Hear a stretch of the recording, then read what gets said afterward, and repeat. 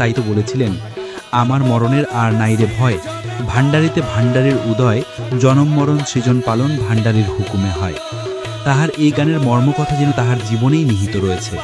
প্রথম জীবনে কবির রমেশ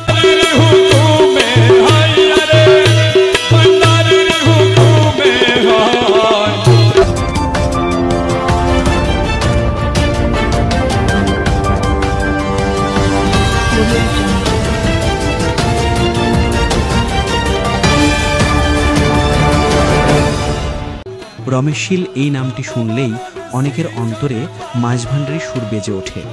তার সাথে জন্ম নেয় অনেক প্রশ্নের। আজ তুলে ধরব রমেশশীল সম্পর্কে সঠিক ইতিহাস। রমেশশীল প্রথম জীবনে হিন্দু ধর্মের হলেও পরবর্তীতে গাউসুল আজম সৈয়দ গোলামুর রহমান বাবা ভাণ্ডারী কেবলার ফয়েজ প্রাপ্ত খলিফা হয়েছিলেন। তাহার প্রেমময় লেখনের মাধ্যমে নিজেকে গাউসে মাইজ ভাণ্ডারীর কদমে বিলিয়ে দিয়েছিলেন। উপমহাদেশের প্রখ্যাত কবিয়াল 21 পদকপ্রাপ্ত মরবী এ কবির জন্ম 26 বৈশাখ 1884 বঙ্গাব্দ চট্টগ্রামের বোয়ালখালী উপজেলার গোমদণ্ডী গ্রামে। পিতার নাম চণ্ডীচরণ শীল ও মাতার নাম রাজকুমারী দেবী।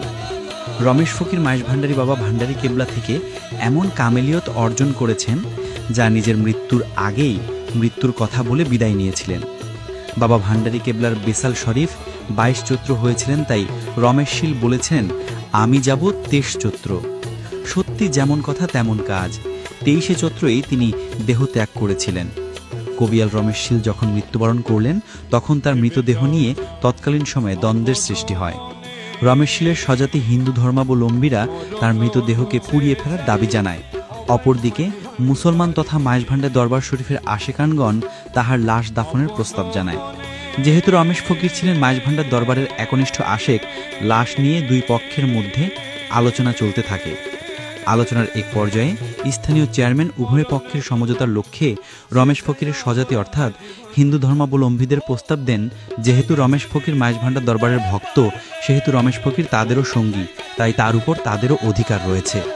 সুতরাং প্রথমে তাদের রমেশ ফকিরকে দাফন কার্য সম্পাদন করতে দাও, তারপর তোমরা যা করার করিও।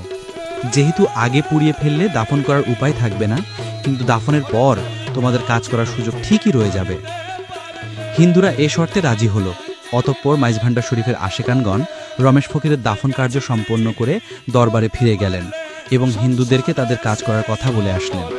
বড় আশ্চর্যজনক বিষয় হলো, রমেশ ফকিরের স্বজাতি হিন্দু ধর্মাবলম্বীরা তার লাশ পুরাবার সকল প্রস্তুতি গ্রহণ করলেন, কিন্তু কবর খুঁড়ে তারা দেখতে পেল যে কিছুক্ষণ আগে দাফন করা রমেশ ফকিরের কবরে রমেশ ফকির নাই।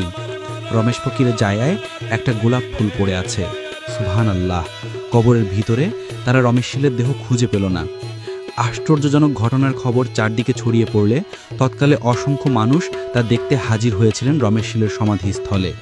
আর রমেশ ফকিরের স্বজাতিরাও বুঝতে পারলে, আহারে, রমেশ তো আসলেই গাউসুল আজম বাবা ভাণ্ডারীর রঙে বিলীন হয়ে গেছেন। আহারে রমেশ, তুমি কতই না ভাগ্যবান। রমেশ ফকিরের দেহ গোলাপ ফুলে পরিণত হওয়ার নজির প্রত্যক্ষ করে সে সময় হিন্দু ধর্মাবলম্বীদের অনেক লোকজন মাইজভাণ্ডার শরীফে গিয়ে কালেমা পড়ে ইসলাম ধর্ম গ্রহণ করেছিলেন। রমেশ ফকির তাহার লেখনীতে তাই তো বলেছিলেন, আমার মরণের আর নাই রে ভয়, ভাণ্ডারিতে ভাণ্ডারীর উদয়, জনম মরণ সৃজন পালন ভাণ্ডারীর হুকুমে হয়। তাহার এই গানের মর্মকথা যেন তাহার জীবনেই নিহিত রয়েছে। প্রথম জীবনে কবির রমেশশীল কাবিয়াল হিসেবে সারা দেশে সুপরিচিত ছিল। পরিবর্তিতে 1923 সালে প্রতিবেশী শারদাচরণ দিয়ে এর সাথে মাইজভাণ্ডার দরবার শরীফ গমন করেন, যা রমেশশীলের জীবন পরিবর্তন করেন। প্রথম সাক্ষাতে তিনি বাবা ভাণ্ডারীর নজরে পড়েন এবং বাবাজান কেবলা নিজ হাত মুবারকে তাকে তবারুক খাইয়ে দেন। এরপর শুরু হয় রমেশের মাইজভাণ্ডারী দর্শনে পথ চলা। রমেশের নিজ উক্তি, তবারুক খাওয়ার পর কে যেন তাকে বলতেছেন, রমেশ তুমি লিখো, মাইজভাণ্ডারীরা তোমার গান শুনতে চায়। এরপর বাবাজান কেবলার অশেষ রহমতে তরিকায় মাইজভাণ্ডারীর শানে অসংখ্য গান রচনা করেন, যা মাইজভাণ্ডারী আশিকদের অন্তরের খোরাক। হজরত গাউসুল আজম বাবা ভাণ্ডারী 1937 সালে পর্দা গ্রহণের পর রমেশশীল বাবা ভাণ্ডারীর বিরহ বিচ্ছেদে মশগুল হয়ে যায়। 1942 সালে বাবা ভাণ্ডারীর পঞ্চম ওরস শরীফ বাবা ভাণ্ডারী কেবলার রওজার পাশে বসে রমেশশীল খুব কাঁদতেছিল। কেঁদে কেঁদে বলেছিল সেদিন, যে দেশে নাই চৈত্র মাস নাই রে সোমবার, সে দেশে চাই বসত করতে বাসনা আমার। এই বলে কান্না করার সময় কিছু লোক রমেশ ফকিরকে উদ্দেশ্য করে বলেছিল, এই রমেশ, তুমি তো হিন্দু ধর্মের, তুমি কিভাবে রহমত পাবে? এই কথা শুনে রমেশ নিজের কপাল বাবা ভাণ্ডারীর রওজার ধারে লাগিয়ে অঝোর নয়নে কাঁদতেছিল। হঠাৎ রমেশ ফকিরের কলবের মধ্যে বাবা ভান্ডারী আওয়াজ দিল, এই রমেশ, যেদিন তোকে আমি কবুল করেছি সেই দিনই তোকে আমার ধর্মে নিয়ে এসেছি। এরপর বাবা ভান্ডারী কেবলা রমেশ ফকিরকে রুহানিভাবে নির্দেশ দেন চট্টগ্রামের রাঙ্গুনিয়া কাউখালী বাবা ভান্ডারীর কেবলার খলিফা মাওলানা সৈয়দ সিরাজুল হক সাহেবের কাছে যাওয়ার জন্য এবং কালেমা পড়ে ইসলাম ধর্মে উপনীত হবার জন্য। অতঃপর রমেশ ফকির বাবাজান কেবলার হুকুম মতো গিয়ে ইসলাম ধর্মে উপনীত হয়েছিলেন। আজও এবং আজীবন রমেশ ফকিরের লেখা কালাম শুনলে আশেকানে মাইজ ভান্ডারীগণের আত্মতৃপ্তি পাবে।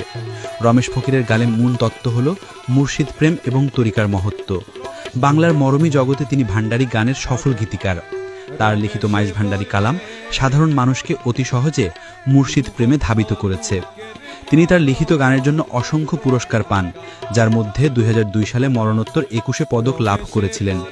প্রতি বছর 23 চৈত্র রমেশ ফকির মাইজ ভান্ডারীর মহান ওরস শরীফ তার বসতবাড়ি চট্টগ্রামে বোয়ালখালীতে সমাধিস্থলে অনুষ্ঠিত হয়ে থাকে।